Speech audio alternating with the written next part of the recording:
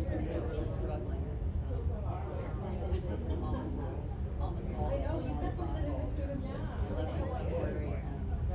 finally got What am I? Happy Tuesday. Happy Tuesday. How you doing? I'm good. I'm glad the sun's out today. It's awesome. It's time, yeah. Awesome. I need left it. work. I just thought it was getting colder. Yeah. Yeah. Yeah, it's not too windy. It's fine. It's good. I always like have stress with this. I'm always like, it's not gonna work, but we're fine. We're live. You're on it. That's good.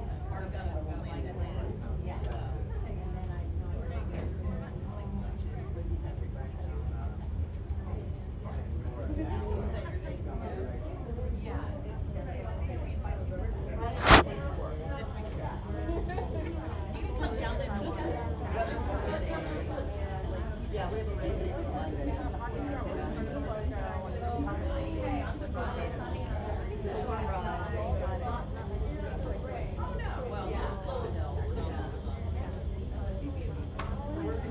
Jackie, I met the couple that moved in across the street from you guys. Actually, I know them. Who are they?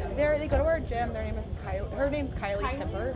I need to meet her She too. is super nice. She's a really good neighbor. We'll Revive. It's over by the Sherman-Williams in Oakley, like in that weird triangle. It's tucked back there. Yeah, it's like a in between like HIIT gym and like personal training kind of thing. Is Scott Yeah. Goodman still back there? A good chef? Or I think Is he a trainer? Yeah. Okay. Wait. There's like another, the like- Sherman Williams. Yeah. It's like under construction right now.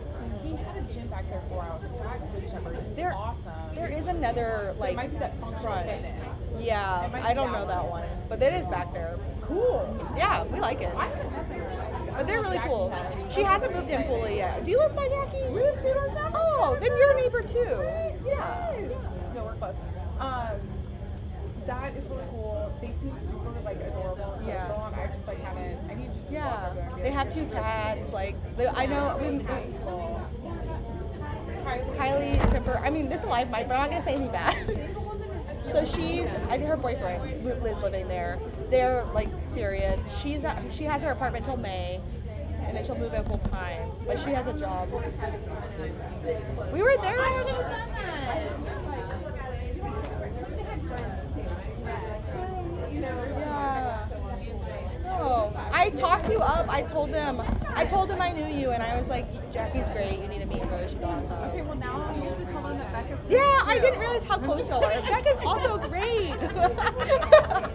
Buena Vista is where it's at. Dude, it is fun. Oh, that's awesome. Wait, and you're like right by Walgreens, right? Yeah. Yes. Stop Yeah. into your front porch on Arrow. Oh yeah, that's right. Yeah, we sit out there and work when it's nice out. So Fantastic. yeah, now that it's finally starting to get nice, we're out there occasionally, not full time yet because it's still sometimes brisk, but soon all the time. Oh. Yeah.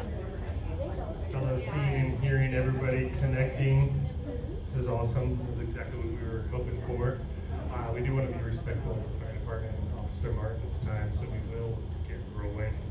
I know that we've had some cold mornings, including the one that's coming tomorrow morning, but is everybody happy about the sun and the encouragement to be outside and interacting with your neighbors? I know I've been enjoying the heck out of it, so hope you are too. I encourage you to do just that. As we start all of our meetings, we'll stand to do the Pledge of Allegiance. All right.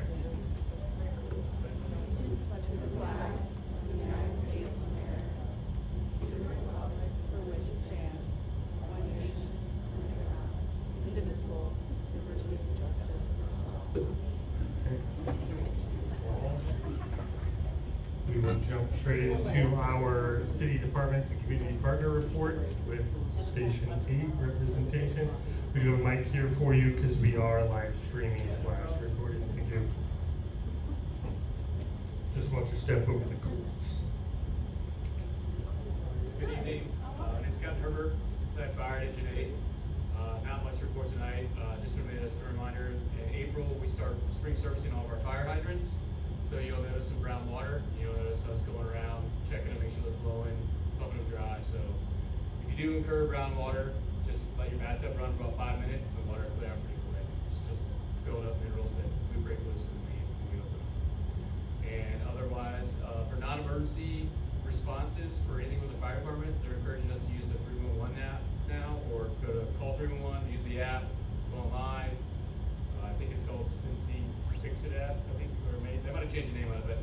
any requests from the fire department. So that includes inspections, anything that you would need non-emergency, so that you don't feel like you need to call 911. You can just go to 311, make the request, and within 2 to 3 business days, you'll get a response back for that. So, other than that, that's all I have to report. Is there any questions? You guys are easy tonight. All right. All right. You guys have a good evening. Thank you, Captain. There, up next, we have Officer Martin with Police Department. Thank you for being here, Officer Martin.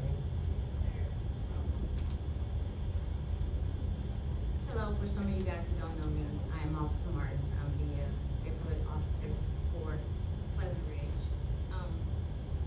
I'm gonna go over the crime stats, and I am going to continue to say that crime is down. Contrary to the apps that you see and the Facebook posts that you read, crime is actually down. And so when people call 911, and let's give an example. Somebody might call 911 and say, I'm being robbed. So the call is gonna come out, somebody is being robbed. But in actuality, a brother or sister, or maybe a parent took something from somebody and then they said, I was robbed. That's not a robbery. But it comes out and it will say on the app, oh, we got a robbery at 6,000 Montgomery, or, so that's how there is a misconception of some of the apps that you guys might see. Because I got some information in my email about some different runs. Some of the runs actually occurred, but 95% of them did not. So when someone calls 911 and they actually don't know, or they get excited, they may say, I was robbed, or I'm getting beaten, and something like that, it'll come out like an assault. It'll come out with somebody with a gun. But we actually did get a run at UDF. And UDF, people were driving past UDF and they said there was a guy on the side of UDF and they said he had a gun. So when someone calls and we get a run like that, we do come, and it's a lot of us. So I know we got a lot of calls and we got a lot of emails like, what's going on at UDF? It was like 80 cops at UDF. Yes, because we got a call, there was a guy with a gun. So when we responded, the guy that was in question ran on the side of UDF. Our call is there's a guy with a gun. So we are coming blazing hot everywhere, stopping traffic. We want to know where this guy is with the gun, especially across the street from the school. So after we investigated, he had a beer can. So Very dangerous. but we still had the drones come out. We still had everybody come out because that is a dangerous situation. But in actuality, he didn't run. He actually stayed there because he had a beer can. And we questioned him and we looked around because we wanted to make sure that there was not a gun. So we actually did stay for a long time to make sure and do our due diligence to make sure there wasn't a gun. But actually when we looked at the surveillance, it was a beer can and he was just holding it like a gun. So the calls that we got was there's a guy on the side of UDF pointing a gun at everybody. And so we came, and if you guys noticed or someone seen and drove by, that was us. I was there, I responded, he had a beer can. But other than that, we did have, guys, crime is down. I don't know what to say, but it is. You guys are doing an excellent job at, doing the things that I asked you guys to do. But I will say that what did alarm me is that people are still giving out their personal information on the phone. So someone got scammed for $2,600 because they said a police officer called them and said they had a warrant for their arrest. And in order for them to not go to jail, they had to give them $2,600. So they gave them $2,600, they gave them their information, personal information, and they got the $2,600. We do not call you on the phone and say you have a warrant for your arrest. Because more than likely, if you do have a warrant for your arrest, we know where you live, we know where you work, we're gonna get you regardless, but we're not gonna call you on the phone. We're gonna wait till you come outside, or we're gonna wait till you go to the store because we're watching and we know you have a warrant. But we're not gonna call you and say you have a warrant and give us some money. No, that's not what we do. And also package theft. So if, like I said before, if you are getting something delivered, the best thing to do is, we all have Ring cameras, I hope we do. Have your neighbor look out. Like I have a package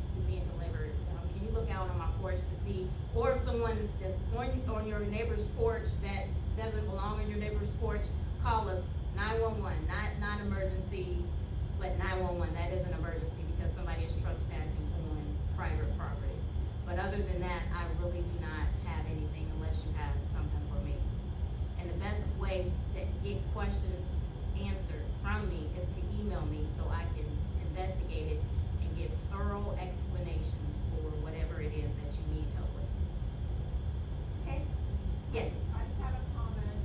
You were in my ear last week when I left my key fob in my car locked, and all I could think of was Officer Mark was gonna be so disappointed. Because I know you've been a broken record on it. Luckily, nothing happened, but. Great. Yes. Yes. Please don't do that. It gets through to me, but somehow I still do it. Yes. Don't do that. Yes, sir. I've seen signs about flock cameras in the area, and I was wondering if those are in Pleasant Ridge proper right here in the business district. I can't. The flock cameras, Uh-huh. I've seen the signs at the start of the business district. Are those actually in that business district area? Those are actually Pleasant Ridge Community Council, and they're in specific sites where we have had problem areas. They don't cover the entire business district, but they do cover specific spots. Brandon's not here tonight, it doesn't look like. He's our safety committee chair. He knows exactly where all those are, can have that conversation with you. He did want to make a comment tonight about the Citizen app, and that's one of the things she's saying is a call comes in as a report, and on the Citizens app, it's actually, a lot of those things are actually interpreted overseas and then sent back out to your app in America. And so the call says, I'm being robbed, and before any investigation, anything ever happens, you're getting information on an app like that actually may even have bad interpretation happening like really, really, really fast. So the Citizen app is very helpful, and we do, if you think somebody has a gun, we want you to call Yes. 911. So we want those things to happen. However, don't be so alarmed by everything you see on an app like that, on every report you see, that you assume the police are not doing their job, because they're still going to follow up on every 911 call that they do get. Yes. Thank you. Thank you, Officer Martin. Was there any other questions? I'm sorry, he got his, but yeah, cool. Thank you, guys. Thank you, Officer Martin. Have a good name. Next we have Mr. Kendall Bobo. And a new friend. How's everyone doing today? Very good. So, this is one of our new CCDs, Malachi Irby. So he's going to be, he'll be working with me with programming and things like that. Okay? And my name is Kendall Bobo. I'm one of the community center directors here. And this is really short. We're only going to talk about our summer day camp program. So the cost is $2,100. It runs from 6 a.m. to 6 p.m. Monday through Friday. And then it starts June 8th, and the last day is August 14th. So our spots are filling up fairly quickly. We only have maybe 5 spots left. So if anyone needs childcare during the summer, please sign them up at cincyret.org. All right, any questions at all? All right, sounds good. I Thank want to you. verify, you said 6 a.m. to 6 p.m.? Sorry, 7 a.m. I thought I heard 6 a.m. I was like, are you guys 7. sure? If I said 6, sorry, 7. Let the record show 7 a.m. to 6 p.m. All right. Thank you, Kendall. Nice to meet you, Malachi. Pleasant Ridge Branch Library. This is Jennifer Coyne.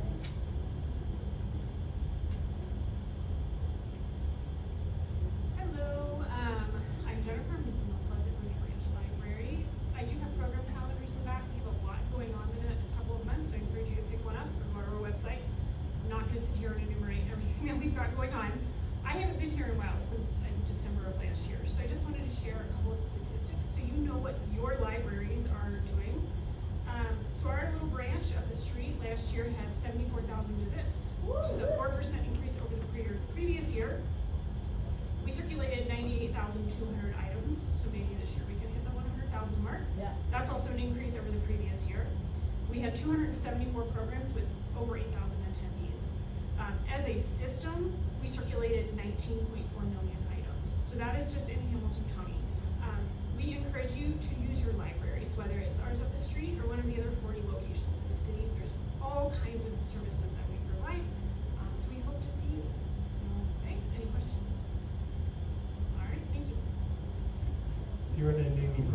like me, where your printer decides to say it's jammed and it's not jammed. Guess what? There's free printing at the library. And free vaccines. And free For all vaccine. your vaccine needs, if they're not many.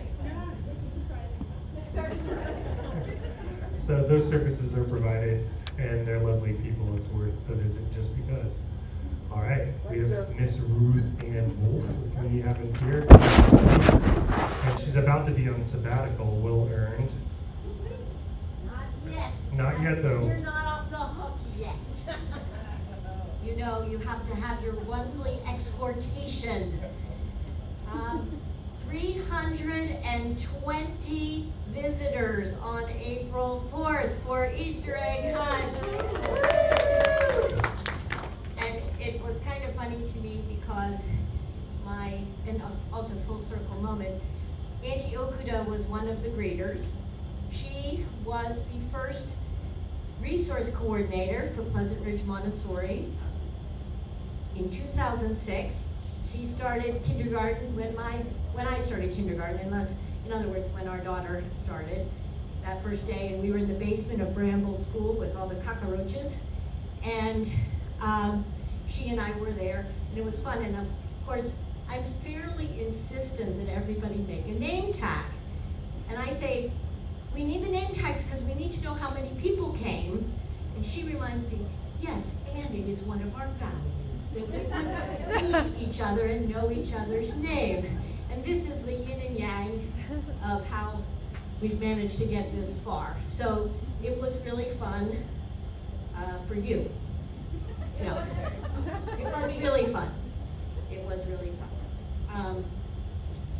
I will say that it is a lot of work. You don't just walk into Community Happens Here for a fun Easter egg hunt. It did cost thousands of dollars to put on and a lot of human labor to do it. Thank God Jennifer Fisher was over there doing all of her side, the littles, the mediums, the neighbors in the back who lend their whole backyard for us to use. It is a big deal. So when your little 3-year-old or your 15-year-old comes and enjoys themselves, remember, it didn't happen by magic, it happened by community efforts and raising money and putting lots of money and time towards it. So yay, we did it, one more year. And on the 11th, thanks to Deba, we will have another birthday celebration for all the people who were born in April. That is wonderful. And then all the other things that are happening. The Carefree Fridays happen every Friday. This is free, 9:30 to 10:30. It is to support parents and caregivers and their children. Remember, it's not just that the kids need to have fun, but the parents need to be taken care of as well, and Jen does a great job of doing that. And we're gonna start sidewalk hospitality in June, Tuesdays and Saturdays, as we do every year. I will not be here, I will be in Italy. So you please need to help Tyler, because we are starting a second site. We are trying to prove the concept of sidewalk hospitality in Madisonville at the library, who has been extremely wonderful to us. And so every Saturday, starting April 18th through September, we will have sidewalk hospitality in Madisonville and in Pleasant Ridge. So we will be stretched quite thin. There is a way to sign up on the website and to tell Tyler, you will help us by being an adult who comes and helps the children, people, teens do their thing. We can't just let them do it. We do need an adult who is willing to at least know a little bit and not let them run totally wild. So we really need your help this summer, because we proved we can do it in Pleasant Ridge. So we need to prove it one more place to prove that it is a model and not just that we're really nice here. So Well, you are really nice here, too. we are really nice here, but we want to try to see if it's a way that other communities can experience the healing of connection and conversation. So please help us in those ways. And all the fun things, you need to come in May for a summer vision board. And and this is new, okay, community bike repair fair. And this is a great example of how people in the community come forward and say, I have an idea. I want to do this community repair thing. Can we do it? And we say, here's the parking lot, figure it out, we'll put it on the thing. So please support them when they come to do these.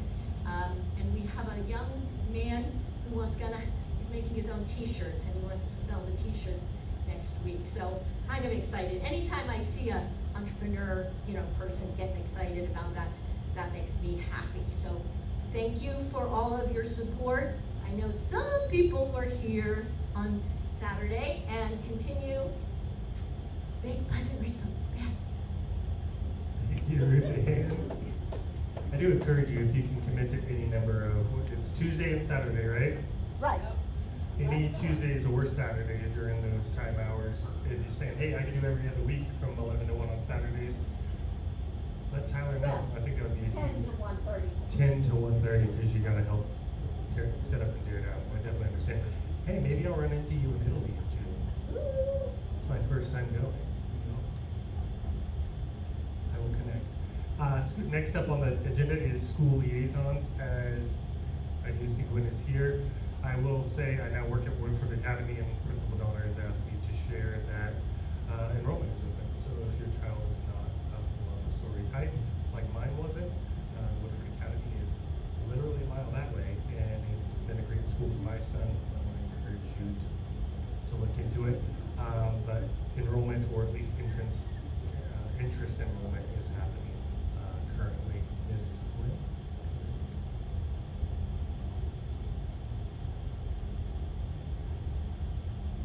Hello, my name is Gwen Roth. I am the Pleasant Ridge rep on the Pleasant Ridge Montessori LSDMC. Lots of acronyms. Couple just quick updates.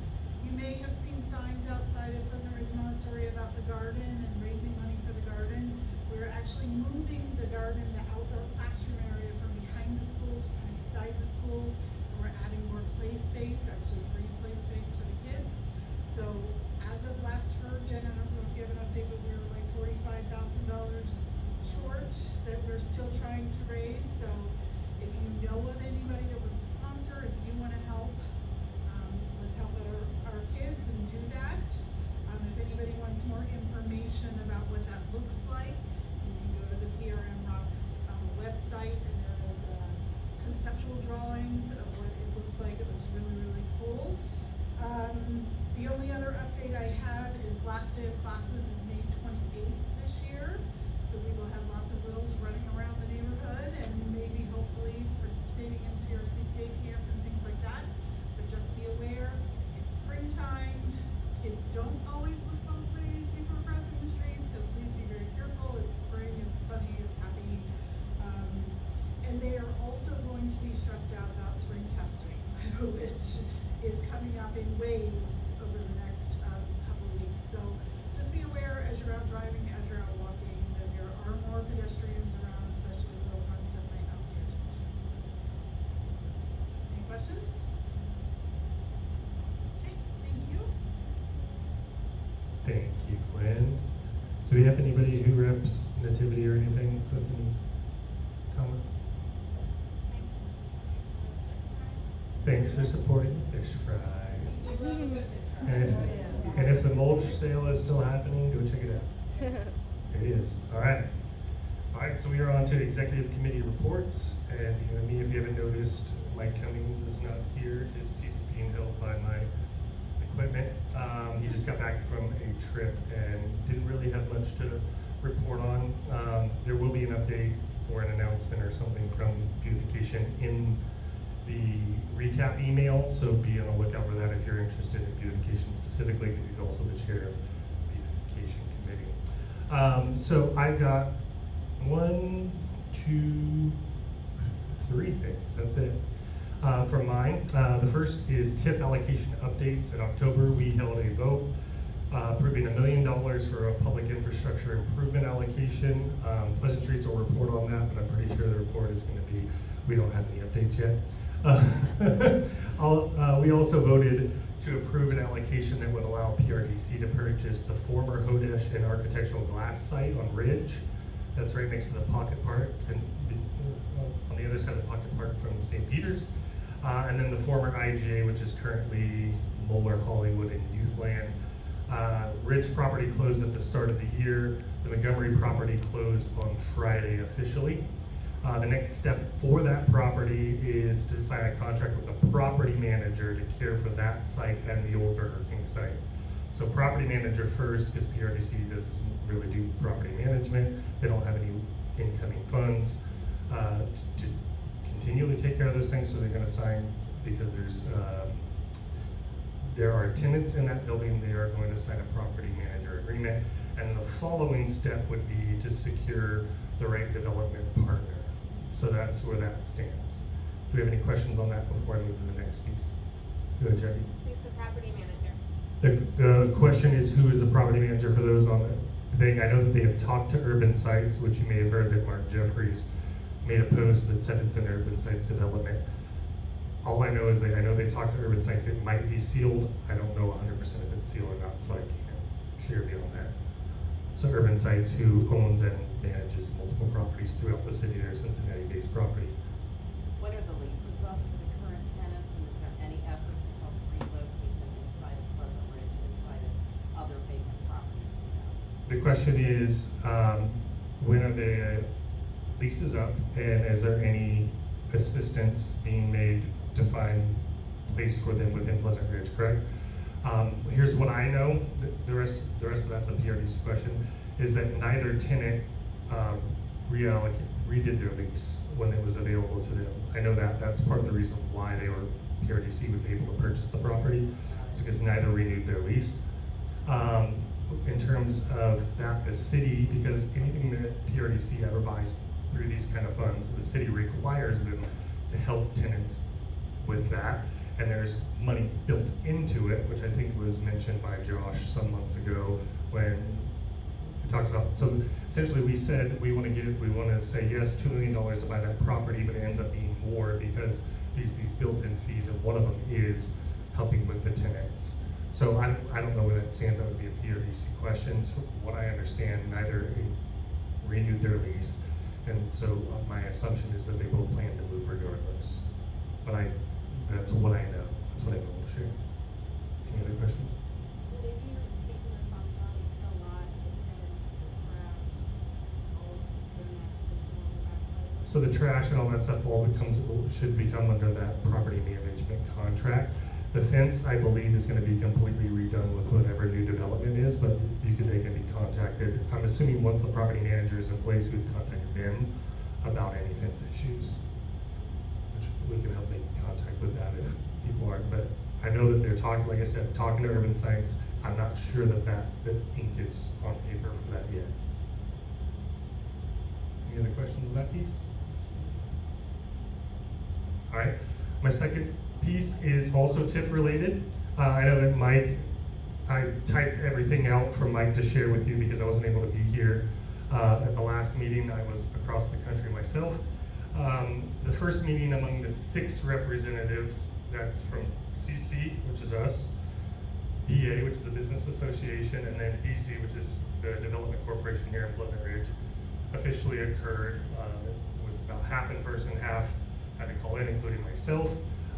In that meeting, what we did is I nominated a resident at large. Nobody else ended up nominating a resident at large. I think it kind of makes sense for community council to have done so. I nominated a resident named Kristen Baker. The reason why I nominated this specific resident is because 25% of all of the money that comes in from TIF is allocated for affordable housing. By law, it cannot be used for anything else. This is Kristen Baker's area of expertise. This is specifically what she works for. What I have learned in this process before we even had that vote is that the amount of money that comes in from a TIF district, particularly one as small as ours, is not enough to actually do a full development. It takes a lot more subsidy than that. Federal, etc. Kristen Baker is a wizard in this area. She's going to be able to help us figure out how to get strategic and creative in making the money that we do have work, whether it's mixed into developments that are happening or finding new funding sources. So that was why I nominated Kristen Baker. Kristen Baker, like I said, was nominated for that. She was voted in unanimously among the 6 of us that were a part of that vote. Jesse and I are the PRCC delegates on that committee, so that makes up the 7. In that meeting, Josh Willman was voted to be the committee facilitator. Essentially all Josh is doing is organizing the meeting, 7 people's schedules that are all volunteers, making an agenda for the coming meeting, and then taking the notes. That's what Josh does. That's why we named it facilitator and not like secretary or something like that, because there's not any sort of government filings or anything. He was willing to do the hard yards of getting the meetings together, and that's unanimously passed. I know that I didn't want that role. I have enough time dealing with my own schedule. So the first full committee meeting will happen later this month. So the first one has happened. In the next couple of weeks, we're gonna have a meeting with everyone. And the idea behind that is to set some strategy around the use of TIP funds that are rolling in twice a year. So every February, and I believe it's November when the money comes in, we know we have a general amount, or at least a baseline now. How do we get strategic with that so that we're thinking ahead as opposed to letting it accumulate like many other communities have stockpiles of money that's sitting there unused? If you go to the website, every single community has a TIF district. You can see where that district is, you can see how much money they have. I believe there's one that's at like $40 million, and they're just in a stalemate. It's not being used. There's a few others that are like $14 million. Our goal is actually have some plans and to start to slowly matriculate what that could work. We don't get to control that. The last reminder I have about this is that TIF funds are not controlled by Pleasant Ridge. They are controlled by the City Council of Cincinnati, who was voted in just recently. And that City Council's primary objectives right now are the housing crisis and infrastructure. And so with that, the things that we've been going towards are exactly what this administration would like to see. We can give all the input we want. We're leveraging as much influences as we can, but in the end, City Council has to vote to go about these things. One thing that I will say publicly that I was hesitant to before is we were asked to change language from pedestrian safety to infrastructure improvements in order to get things passed. That's the kind of game we're playing with city in terms of influence. Is we're trying to pull the right levers to get what our community is asking for, i.e. some pedestrian safety, infrastructure improvements, etc. So the goal is for us to try to steer a city council that's elected in who gets to do what they want. As much as we can. That's really the strategy we're taking. We're trying to work in a collaborative fashion with DC and BA to be able to do what we can to steer it in the right direction for our community based on what we're hearing from people all the time. Is there any questions about that? Go ahead, girl. Why were residents allowed to apply or be nominated for the TIPS committee, and why do you only have 1 seat versus 2, and all the other committees get 2 seats? What do you mean resident? We get 1 resident to represent on the TIPS committee, right? And oh, the resident at large. So the question is why are there not 2 resident at larges when there's 2 for each of the committee? Because we are the residents. That's what PRCC is. It's the representation of the residents. And in fact, DC, outside of 1 person, is residents, and BA, many of the business owners are residents. I think Mike lives out of town and like 2 others. And any business owner within Pleasant Ridge is actually a member of the community council as well. If I'm not answering your question, you can. you are, but then those people are kind of seated at the table in terms of these conversations for residents who are trying to find a way to do housing. So I just think it would be better representative that allows all the same privileges of having 2 residents within that board. I'm still trying to understand completely because I want to be able to represent you well into the camera with the microphone. So I'm saying, I'm hearing that we want more that there's people that just want to be at the table? Am I hearing it right? Every single community council meeting is an opportunity for a seat at the table. Every one of these meetings is an opportunity for a seat at the table, because I'm not doing anything that I'm not being talked to about in these meetings and in emails and in meetings that I make throughout. I know Jesse's not. I mean, I know Michelle's not. That's our job. This is what we're here to do. So I'm not representing anybody in a false way. I know Jesse's not. And Kristen Baker's influence is entirely based on the one thing. So I don't think she's even worth like grouping into this group or bringing her in for a specific set of expertise. Am I still not getting there? I understand. I think there'd be more people who are not on council who aren't in here to see this is closed and here is closed to public in a sense that would like to no question. Okay. I'm just trying to make sure that I'm explaining well. Okay. I saw another hand. Go ahead, Aaron.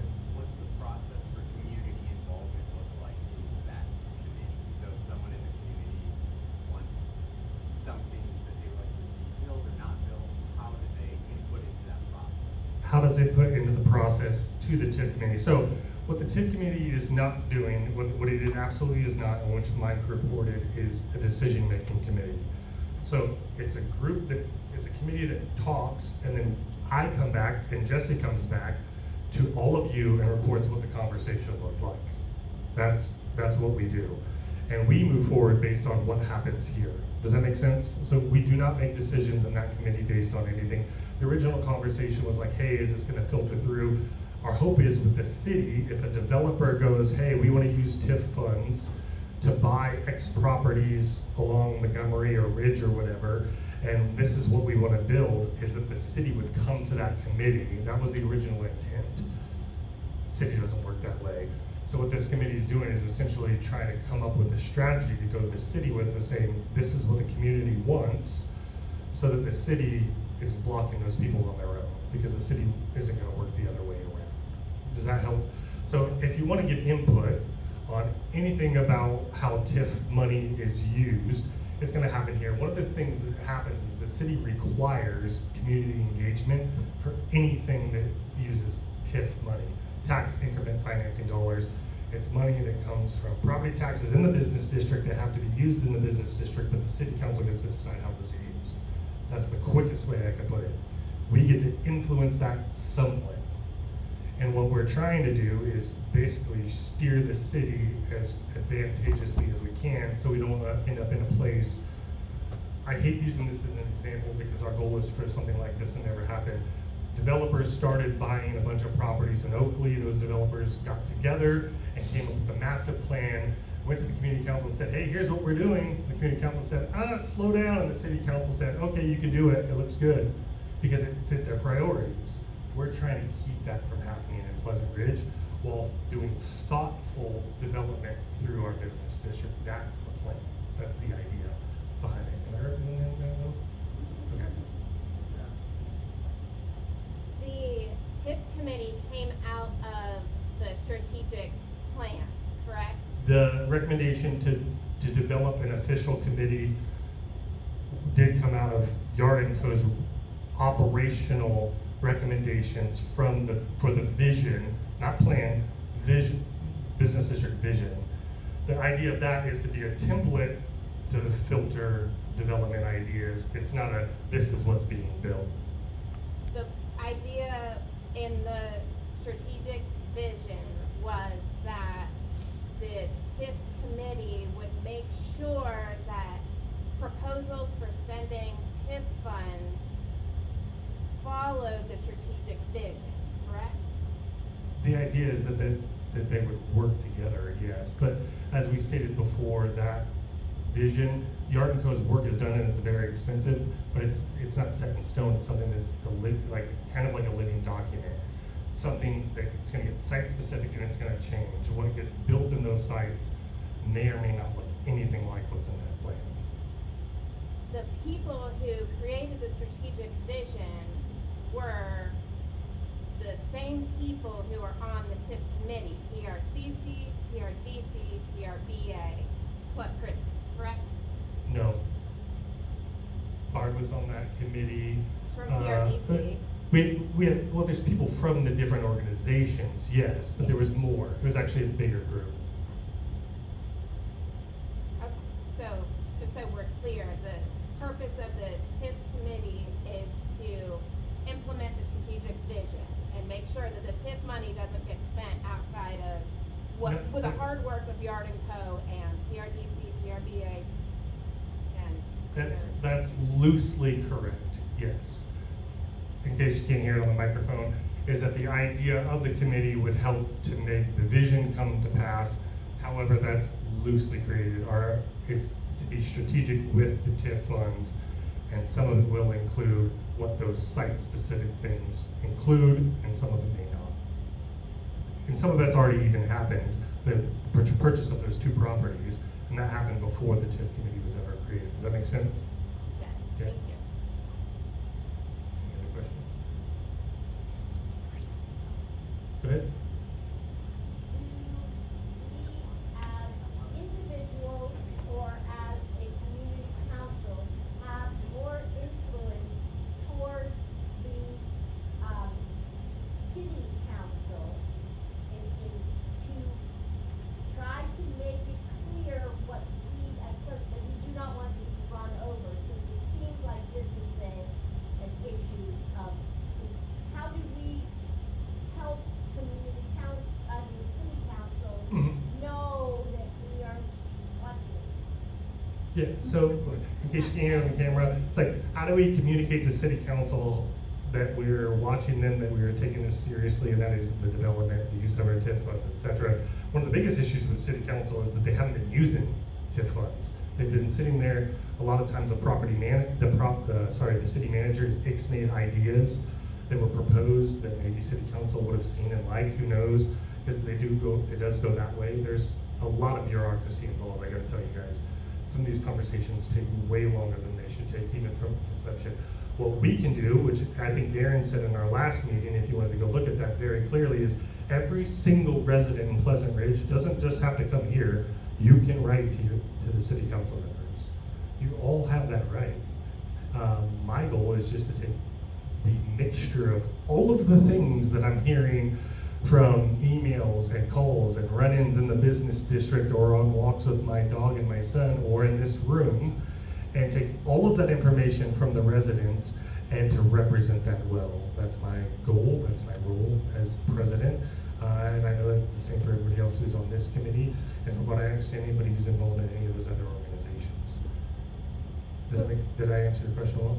Yeah, I am concerned from watching some of these other places play out that we can, I don't see where our power is, and I hope that people get more understanding of, I believe what I heard you say was that we are trying to influence, but we don't actually control it. We can't say we want this kind of development, and if it through this process, we could be run over. It's the potential of city council doing what they want is there, but then again, they did repeal their original vote of yes for Hyde Park because enough stink was created, if we could put it that way. There's no guarantee that that would happen again, but city council, from what I know, is trying to work with the community councils. I saw your hand, so I can get to you in a second. I will say a couple of more things that may help people with context. TIF funds, as they're written, they do say public infrastructure, et cetera. The way they've made it very clear to us is the goal of that money is economic development, and then the infrastructure that supports economic development. So they want stuff that creates jobs and housing, and then the infrastructure that supports that. That's what they've made very clear to us, and so we're trying to play that game in the best way possible for Pleasant Ridge. Invest in Neighborhoods is hosting their neighborhood summit. It's the 25th annual one.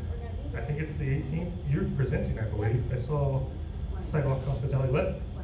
25th. Yeah, either way, I plan on being there.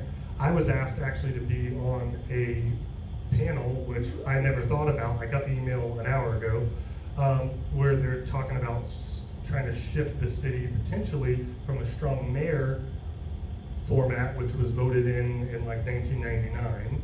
Strong mayor format means the mayor has a lot of power to make a lot of decisions on their own, including the choosing of the city manager, about the potential of moving towards a strong community council form of government, which means community councils would have more influence over what happens in the city, and being able to kind of turn some levers in a stronger way.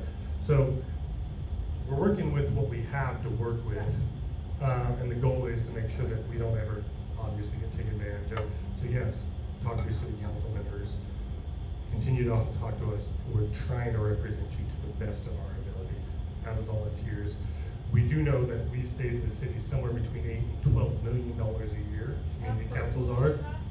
No, community councils together save the city somewhere between $8 and $12 million a year in salary and benefits. That's insane.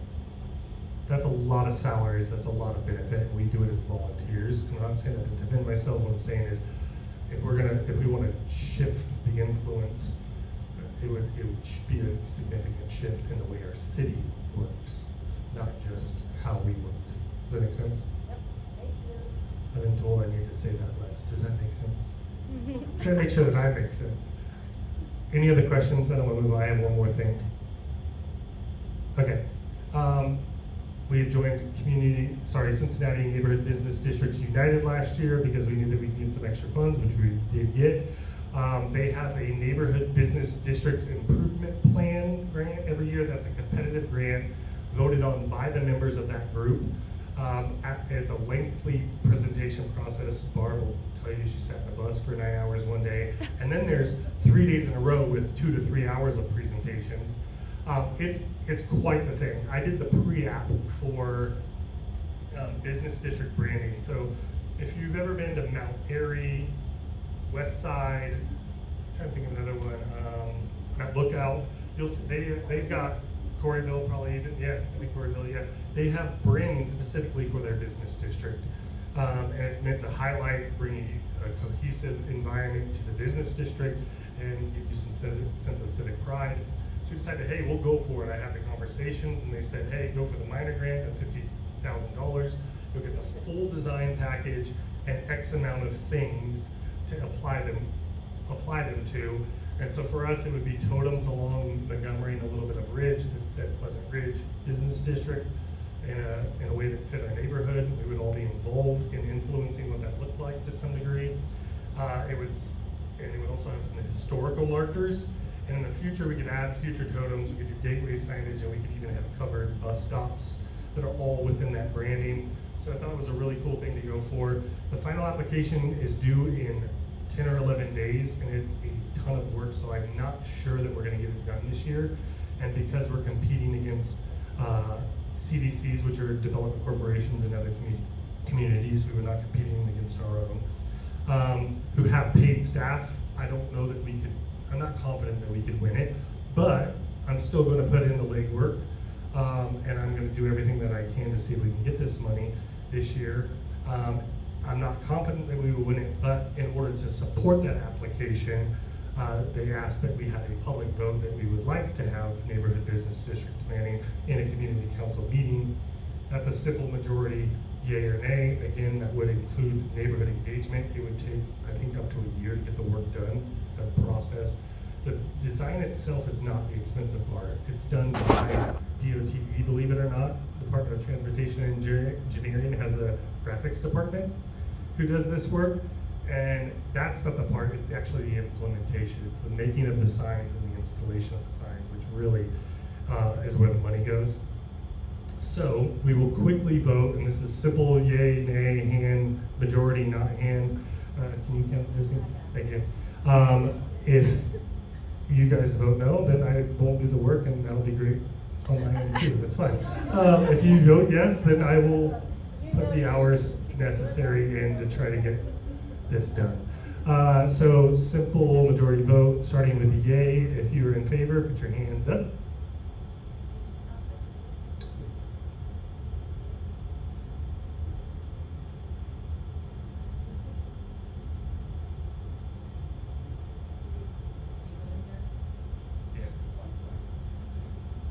good. Nay, feel free to represent yourself. I'm not trying to dismiss you, I promise. Nay? No nays, all right. All right, before I pass it on, because we are already almost at 8 o'clock, and we still have these two and our committees to get to, is there any other questions for me specifically? Go ahead, Jackie. When do we get to have input on what's going in at the Muller Beauty School? When there's a developer chosen? So we don't get input on who the developer is? No. So you'll choose a developer and then come to us? So we don't choose, that's a PRDC situation, and the public, non-public organization, they'll choose who they decide to choose, but it's based on the input that we give in, but we can give them further information. Yeah. We can give them further input. So if we have further input, we would There will be a lot more input once they have announced who the developer is, and they will be working collaboratively with the community. So you will not, this is not the last word. Are you choosing a developer to do like a 4/1? We're not choosing. Yeah. So the question is about the future development at the current Muller Hollywood Youthland site. How do we choose the developer? When is the input going to come? The city requires community input on even the choice of the developer, from my understanding. So the city is going to have all this stuff lined up as part of the city process. You can give us all the input you want. There's also going to be an opportunity there. The email for the Development Corporation is at the bottom of the agenda. You can email Pleasant Ridge Development Corporation there. The timeline is uncertain. I know for a fact that it's at least the end of the summer before the tenants' leases are up, because I know that they're still going to be there. So you're saying at least one of them is there until at least September. I know they're still going to be there when Ridge Day happens. That's what we know. Just so we make it very clear, PRCC and PRDC are separate. We are working together, but I cannot answer everything for PRDC, and what PRDC does, I'm not doing and we're not doing. We are not doing as a council, and we don't always get input on that. So how do people get on PRDC? So PRDC has a private working board. They're a private 501c3, sorry, and so people express interest, and if their working skills make sense for the work that they're doing, they say yay or nay. Then I don't get that. Why do they, if they're a private nonprofit, why do they get all that say with the city as opposed to us? They're not getting say with the city. That's not how that works.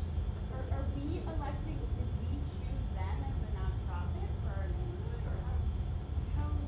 No, their nonprofit works in using city funds towards development within our community. That's how the charter works.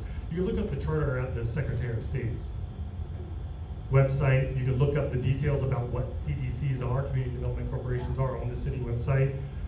It's set up that way strategically so that city funds could be used for communities specifically. So the city funds go to them as a nonprofit then?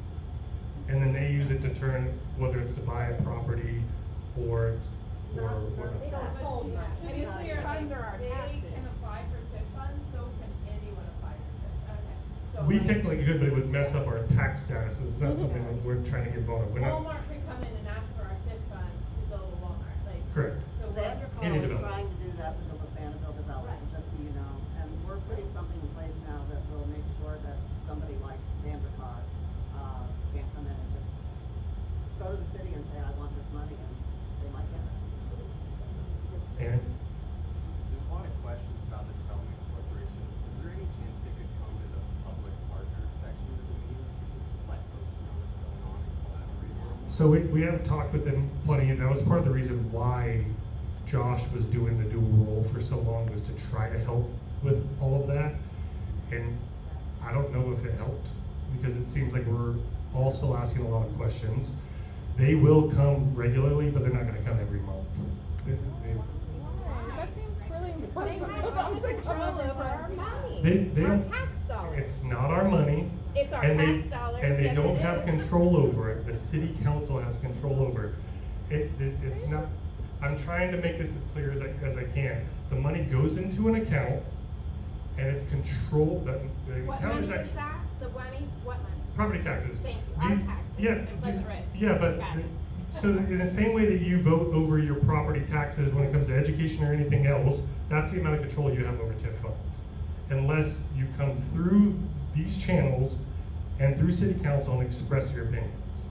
That's the way it works. I would love to be able to choose where every single one of my tax dollars goes. That's just not how our government works, not in the city, not in the state, not in the federal government.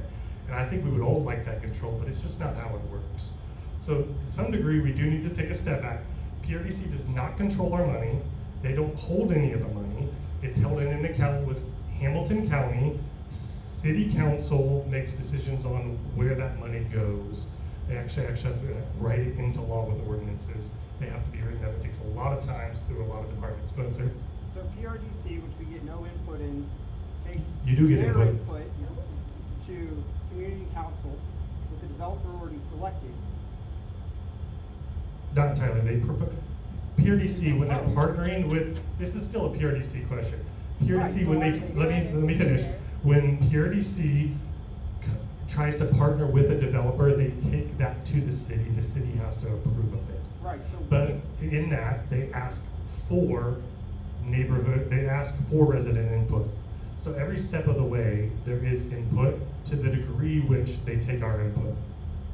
Well, they can't be bothered to show up one night. But we don't get to choose the developer.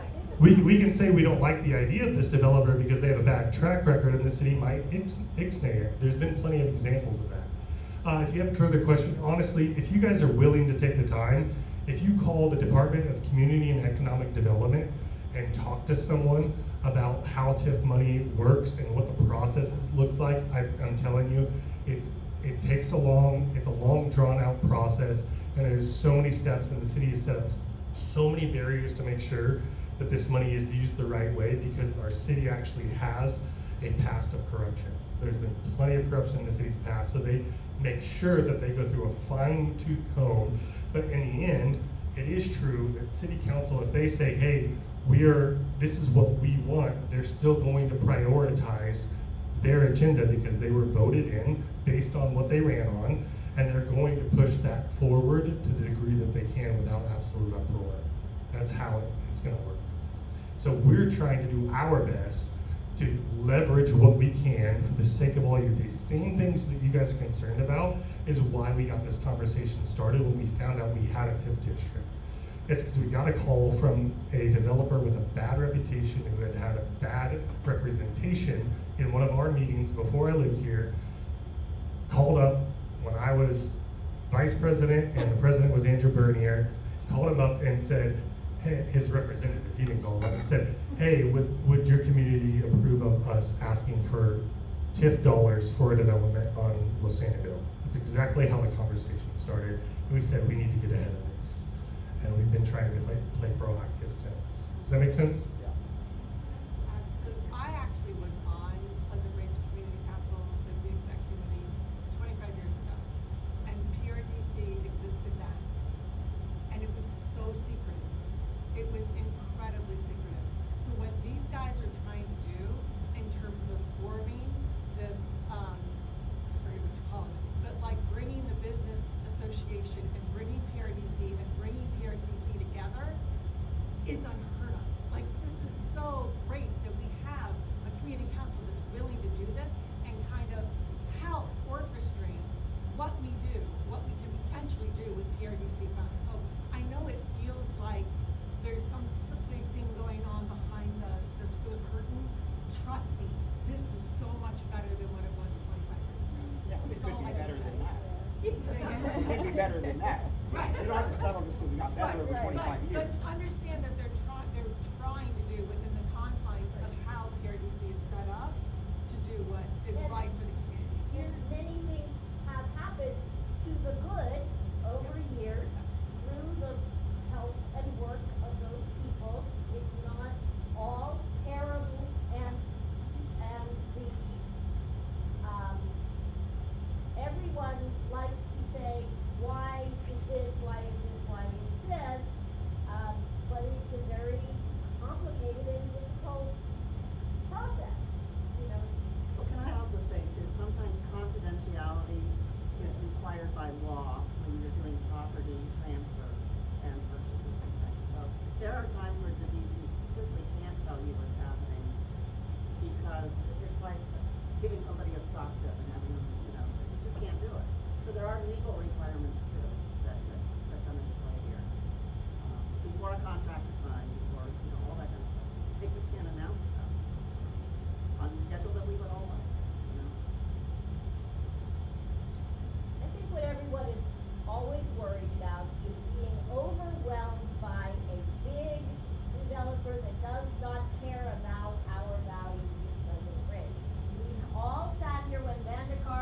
was horrible, and that and we have seen what has happened in other neighborhoods, and we're worried how to prevent it. And I don't, I hope we're doing the best we can, but that still feels very helpless. But I'm not blaming PRDC for that, but I'm saying I still feel helpless through this process. Our level of influence is measured. There's a certain amount that we get to, and then it ends there. No matter how loud we yell, regardless, that's the reality. But we're not helpless. And from my understanding from every conversation I've had, is that PRDC is trying to do the right thing by choosing the right developer based on the values of our community. And I'm not here to defend PRDC in any way, shape, or form. Again, I'm not a part of PRDC. I saw a hand here. I guess hopefully to wrap this up, I think PRCC takes the brunt of the frustration and Mhm. questions. And I think all that, just to say, if PRCC show up, I think it's been months since I've been facing October, September. It's been a long time since then, so I think it's been really helpful. And even if they can't answer the question, they can say, okay, I can't do X, Y, and Z. As a communications person, I will continue to try to get them to communicate more. They are really busy people, I know that, and I don't always get their ear either. I got on the committee because I wanted to make sure that pedestrian safety things were included, because I didn't want all this development to come in without people being safe on their, walking around or biking. I will say I'm really impressed with the people that are on the committee. They have the kind of skills that you need to navigate the city bureaucracy. They have development experience. They've worked for some, companies. The guy right now that's heading it up is affiliated with kind of an umbrella organization for development corporations. There's people with architectural experience. And they live here, like me, They live here and they care about this community. They are volunteers. We all would probably love to have more communication from them. I will keep trying to work on that with them. I have already been trying to urge more on that. But I want you to know they have the best interests of the community at heart, and I understand your questions and concerns. And I will take it back to them again and say, can you do more to communicate with the neighborhood that we're doing that? Well, the communication point, I think, is contributing a little bit to the Yeah. anxiety, right? Yes, So exactly. I'll keep working on that. And we'll continue to ask. We'll try to do. I just want to say one thing. Hillary had a great idea for something as part of the development, and we were proactive in going to PRDC and saying, hey, we want to see this in the development, and then they were very actually receptive to our idea.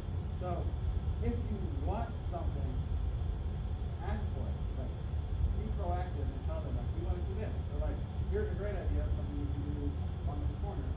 Like, let's try to do this. And they are, at least, Barb is receptive. Barbara's certainly not the only one that's receptive. I'm a communicator. I'm like the little odd person in this group, so.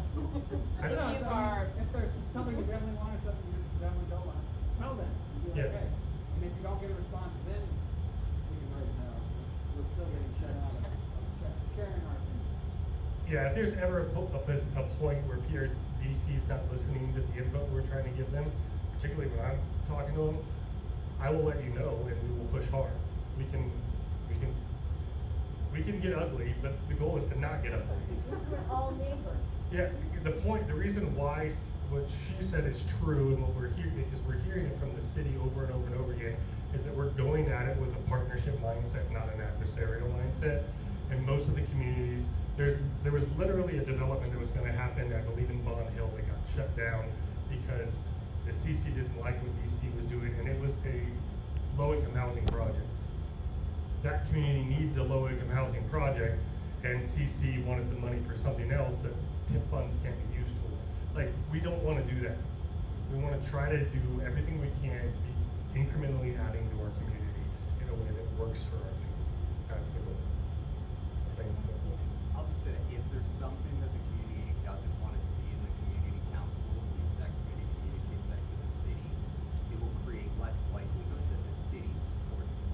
So we do have kind of a, I don't know if I'd say a veto, but like if the community council has strong opposition,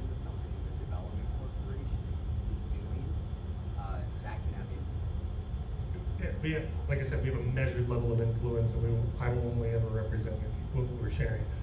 I will tell you ahead of time, and I know that this is not going to ease any of the anxiety that seems to have calmed down a little bit. The city wants density because we are in a city and we have a massive housing crisis. Not just in Cincinnati, which is pretty bad, but throughout our nation. And so they want density. And so they're going to want a certain level of height and density built in. And I understand. I live right down the street from the Ridge when it was being built, and all we had were tower shafts sticking up in the air. I remember going, oh wow. I get it. I understand 100%. And when it was 5 stories tall and bright yellow for months on end, I get it. To a level, there's going to be density along our business district, but it's not going to happen everywhere in Pleasant Ridge. That's not the way this is set up.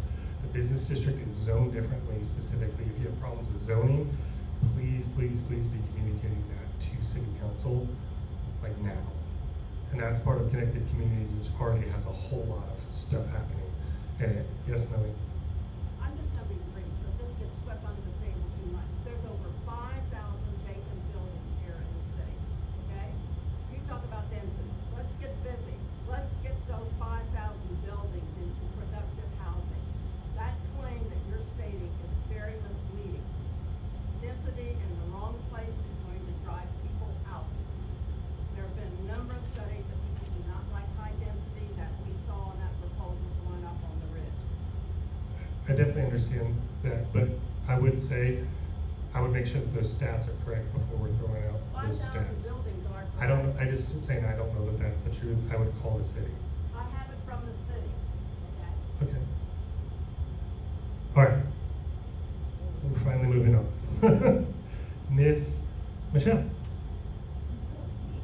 Okay, well, on to the future. So actually first, let's approve last month's meeting minutes, because that's what I always forget to do. Yes. Yes, thank you, Kelly. Anyone else? Thank you. Okay, so a little rundown of how this board is chosen. Now, the past several years, it has been, a volunteer begged and pleaded with to step forward. I took this position, it had been empty for like 6 or 8 months. So, that being said, we are 2-year terms, volunteers of course. President and vice president are in the even years, secretary and treasurer in the odd years. This year, of course, is an even year, so it's president and vice president are up for election in May. So Jeff has volunteered to actually run for the first time. He's been at it for about a year now. So he's volunteering to run again as president. And then for vice president, we have Carol Raburn and Brad Acree, who have volunteered to run. And we've actually not had a true election in kind of a while. So it will actually be a paper ballot, if you will. So it won't be hand raising, so you don't need to worry about hurting feelings. So anyway, so that will happen at the next month's meeting. And so come with ready to vote and bring all your friends and remind them to vote. Speaking of which, early voting started yesterday for actual voting, so, or today, yes. So, and our election is May 1st. That one is what, May 4th? No, it's also May 1st. It's also May 1st. May 5th, May 5th. Okay. Yeah, Cinco de Mayo. That's right, it's Cinco de Mayo. Next meeting, Cinco de Mayo, also the day we vote. So you can come and vote here at 6:30, and then come up here and vote again at 7. What fun. All right, that's all I got. Oh yes, one last chance to volunteer to run for either of those roles. Did you have a question, or did you want to volunteer to run? I am passing along a question that I got this week. Can you vote if you're watching online? No, that's a great question. Unfortunately, we don't have the ability to live get information from people online, so you do have to be in person, in present. We also have to verify your address, so that's why we have you sign in whenever there's a vote. So we Do you have to come in person? Great question. I thought you were volunteering to run, Lauren. All right, that's all. Michelle? All right, hi everyone, I'm Jessie Frank. I'm the treasurer for PRCC if you haven't met me yet. Two things, both good news, so I love being able to report this. If you've been with us through the beginning of the year, most of our meetings, I've been talking about the grants we're applying for this year. 2 grants, NSP, Neighborhood Support Program, we've applied for this for years now. And for this year, it's $9,666. We also found a new grant for this year, the NBDSF, Neighborhood Business District Support Fund. This is a brand new grant we've never applied for in the past before, so first time for $3,450. I went to 2 different presentations this month and successfully defended it, so we were approved for both. We got all of our money, which I'm very, very happy with. So, yeah, lots of new funds coming into the community. As a reminder on those for NSP, the projects that we submitted was the biggest portion, $5,500 for beautification for the summer sidewalk landscaping, the tree ring maintenance, and pot planting flowers. Ridge Day was the next biggest piece at about $3,200 for infrastructure items like tent, stage, chairs, etc. And then some for the handicap restrooms, regular restrooms, and event trash. Last thing was $1,000 for our annual storage unit lease. So all of those are going to be moving in, and we can start doing expenses on that. NSP contracts are completely executed, so we're able to start spending on that. The NBDSF, we're waiting on the city signatures, and then we'll be able to start spending against that one. And again, NBDSF, the $3,500 about is for additional landscaping as well. So money's coming in, we're ready to spend, and I'll keep you guys updated as we keep moving through when the spend happens. All right, second thing, if you were here with us last year, you remember that Friends of French Park reached out to us. Friends of French Park is not an official 501c3, they're an organization with French Park, keeping it maintained and making it beautiful there. They applied for a grant through CPAC, Cincinnati Parks Advisory Council. They asked for $1,500 for a planting event. However, since they're not a 501c3, they needed a fiduciary who is to run the money through to make it formal with the city, and we agreed to support them last year with that. We were successful, it was a very easy process, and they had a wonderful planting event in October at French Park. They reached out again, and the process was great. It was very low lift for us, so we are going to act as fiduciary for them again this year. Again, it's for $1,500, and we don't take any like administrative fees or anything. They'll get the full $1,500 passed through us towards their event.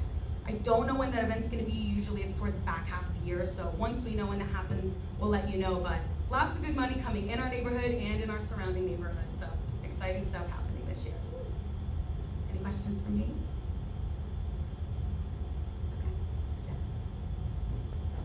Thank you. All right, we're gonna, sorry committee chairs, we're gonna blaze through these real fast if you're okay with that. Kelly? Nothing for me. Nothing from Kelly. Good to go. Jackie, it's your turn.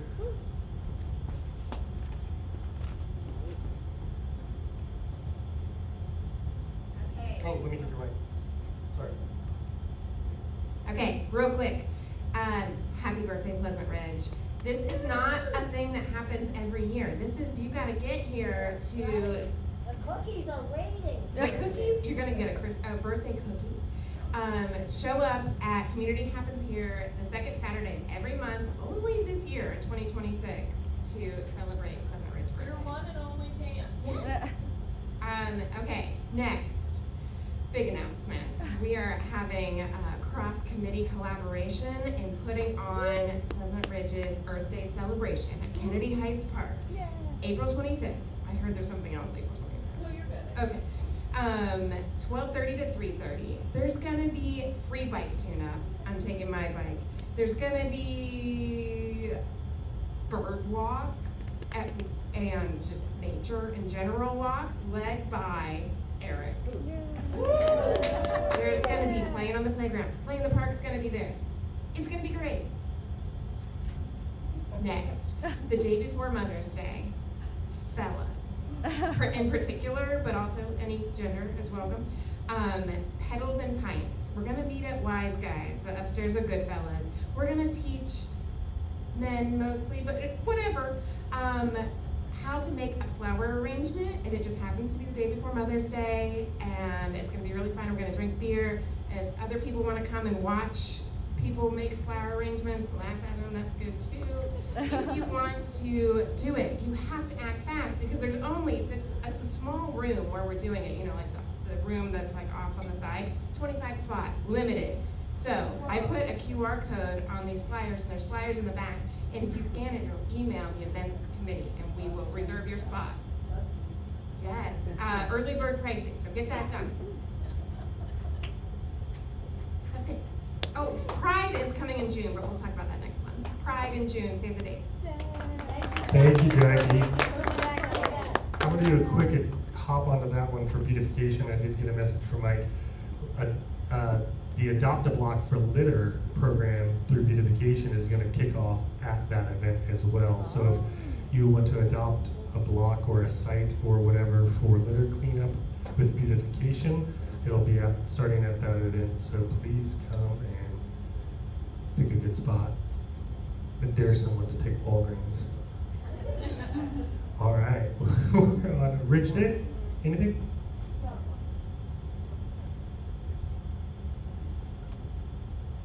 Hi, Barb Stein here. Ridge Day planning is underway. We have really taken the bull by the horns this year and got stuff going. We've collected about 25% of our expected sponsorship already, which we often don't even have the letters out by now. So we kind of. Oh, you Barb. Oh, you. Well, that and you sending in a check from last year, last week. Oh. It's okay. $1,000 will take it. We did good last year, so that just helps us do better this year. But it just really, made me start thinking about, I don't know what y'all think about Ridge Day. I hope that you've all been there and enjoyed it, and, gone, wow, this is a really cool event, because it really is. It's a lot of fun. It's lots of neighbors and drinking and dancing and vendors. It's a blast. But it does take a lot of work. We started meeting in February for this event in August. And right now we're meeting about every 3 weeks.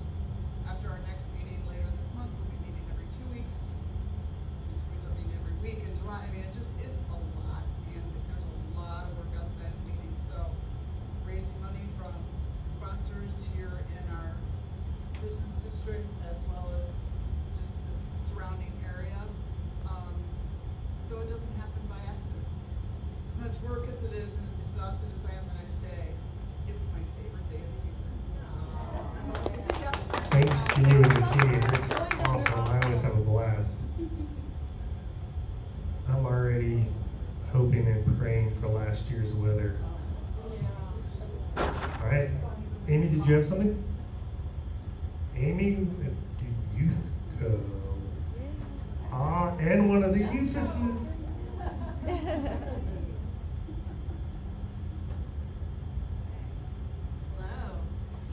Youth Co has come out of hibernation, yay. They were like kind of MIA during the winter months, but we're back.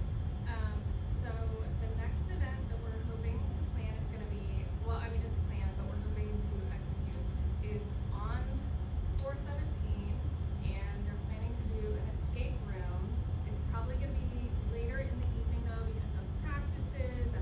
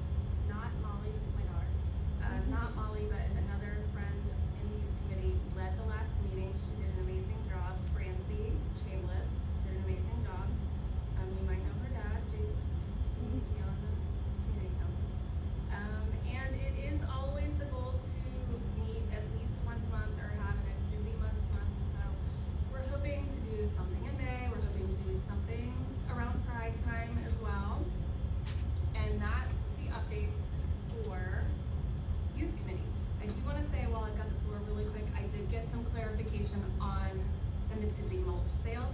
They are 200 bags from goal. I just emailed them, got a response during the meeting right now. I work under pressure, guys. Yeah.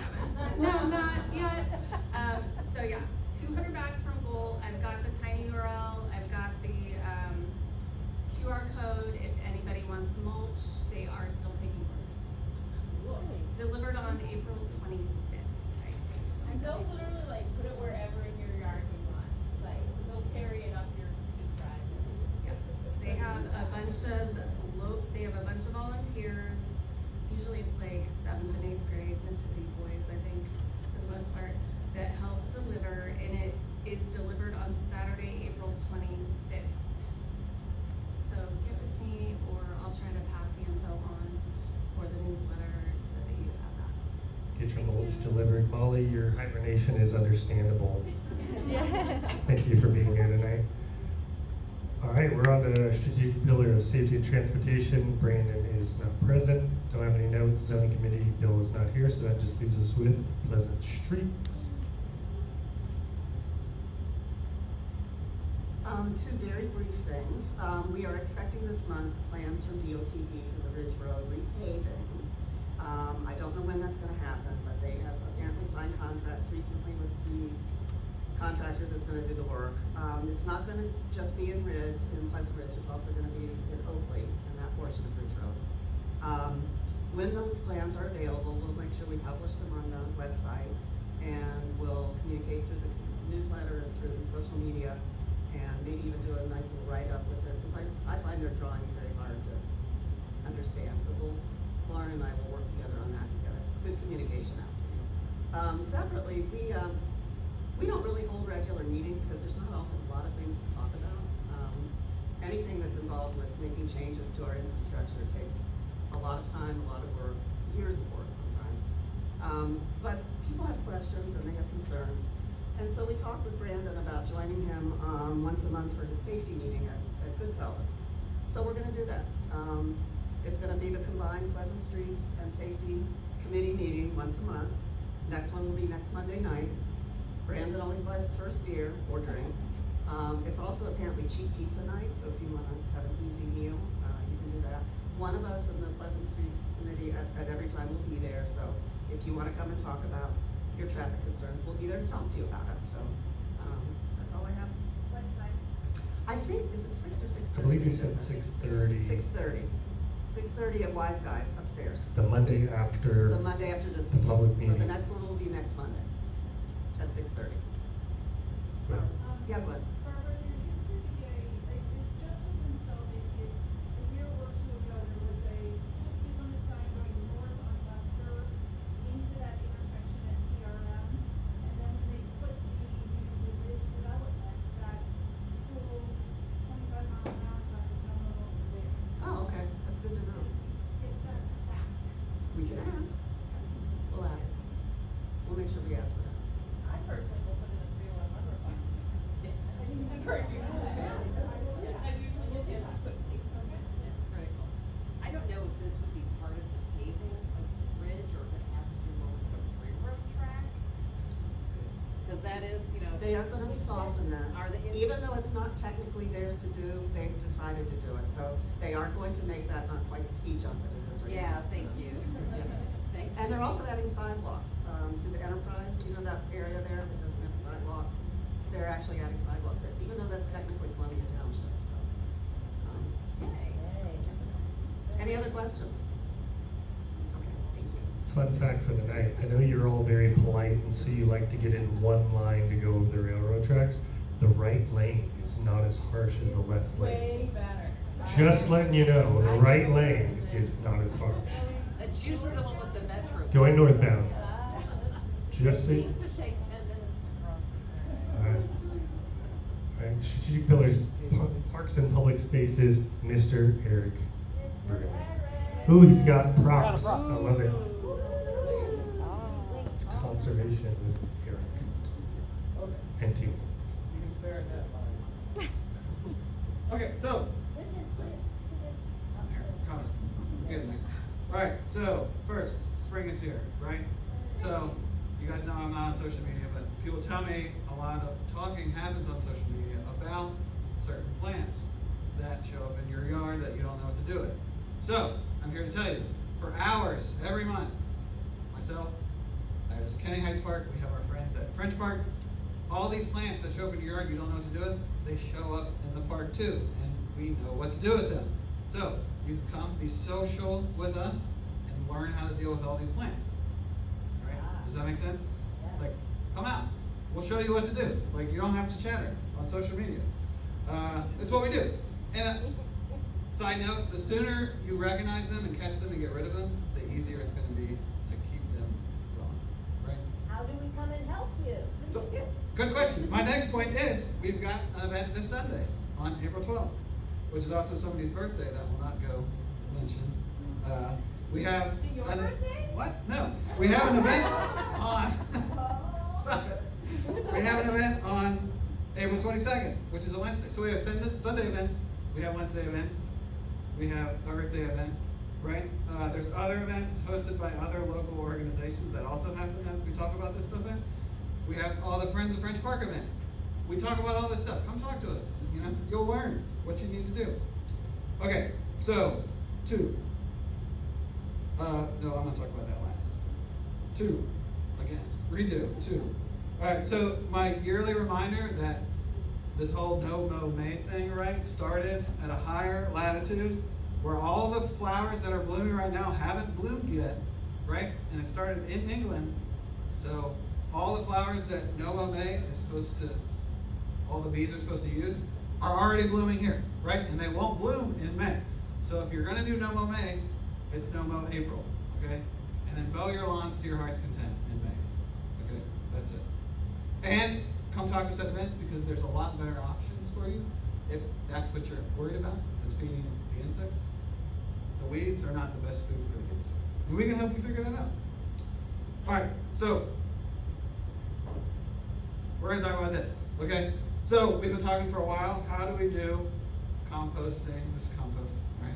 At the neighborhood level for free, where it benefits the neighborhood. Okay, so we've been talking to people, we've been trying to figure it out. And then it's one of these weird things where we were sitting, Hillary was there, lots of you guys there. We were sitting at a table at Kenny Heights Park, and we were talking about this, and somebody's like, hey, there's this place that already accepts compost for free in the neighborhood. So that none of us had ever heard of, and there's a website, what's it, Make Soil? Yeah, MakeSoil.org that maps free compost drop-off like all over the country, right? And we have multiple locations in our neighborhood. The one we're gonna concentrate most is, I've actually talked to them, is you know that nice little garden when you're going on Kennedy, in Kennedy Heights, kind of the corner of Kennedy and Robeson, like right before you start going down the hill? That is a public compost drop-off spot. And she will take everything you want to bring her except a few items, which will be in the newsletter. And she will use it on site. Like, it's not transported anywhere. You don't have to transport far to get to there. So we're announcing that. And I mean, we could talk for hours more about why this is good, why composting is good, right? Because what this used to be is all the trimmings of all the food and some leaves from my house, right? But the main reason I think it's nice is because the amount of trash you give to Rumpke is like significantly less when you stop composting. So my family of 5, right? We barely use a bag of trash. Like 2 weeks we could go without using 1 bag of trash. Okay, so compost good. More news in the next newsletter. That's it. Does anyone have any questions about plans? Because you gotta come to the event, because I'm not gonna answer. Bingo. That's how you do it. If you want to know, come see me. Go ahead. Is anybody having problems with compost that needs some good compost to get it moving? Because you can have it. Oh. Barbie, you want? I knew somebody was going to put their hand up.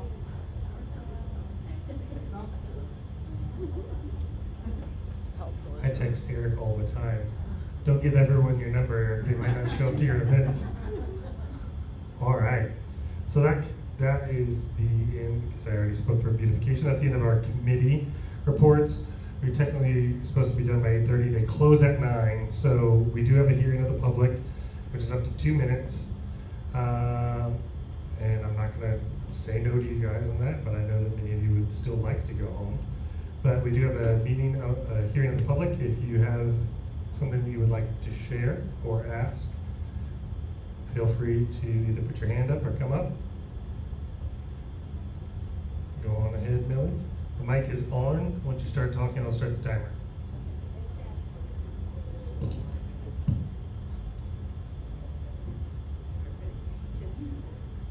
All right, and I'm sure you all are so familiar with it, what I'm going to say.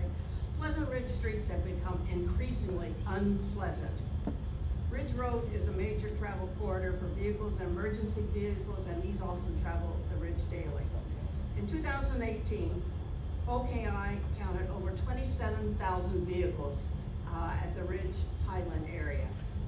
ODOT counted over 23 in 2013. This is a very high volume traffic area. Recent traffic improvements via connecting Ridge to Kennedy Heights, that's a real plus. But as you know, backups here are common. Now, I do not simply see speeding in this general area, which raises serious concerns of why so many of these speed bumps are turning in up in so many of our streets, including Montgomery Road. And I don't believe those belong where they are. The city clearly stated, I looked all this up, that there should be a number of vehicles counted over a 48-hour period and the percentage of speeding vehicles determined. I've never seen this data. Having someone stand in front of the community center at night checking for speeding cars, I actually saw this, none of us were speeding, fortunately. That can be misleading. Ridge already has several places for pedestrians to cross, and I strongly oppose adding pedestrian crosswalk on Ridge near Norham. That came up. We have already a number of areas for pedestrians to cross. Now, there needs to be more emphasis on pedestrian use of appropriate crossings already in existence. I can't tell you this enough. I watched an adult woman a few days ago near the Walgreens pedestrian crossing, simply ignored, quickly looked both ways, and ran across Montgomery Road with cars traveling very close to her on both sides. I was shocked. I was one of those traveling north. If she had tripped, she could have been killed. Speed bumps and those white sticks jutting out close to travel lanes, they are both obstacles for vehicles and they distract drivers who need to be watching pedestrians. Don't punish all the drivers for a few bad eggs or apples. We can do better. We need something else other than this. Thank you, Millie. I love your sweater, by the way. Do we have anybody else who would like to take advantage of this time? Do we have anybody who would like to say, let's end this meeting? Let's end this meeting. Motion to adjourn officially is Ruth Ann. Do I have a second?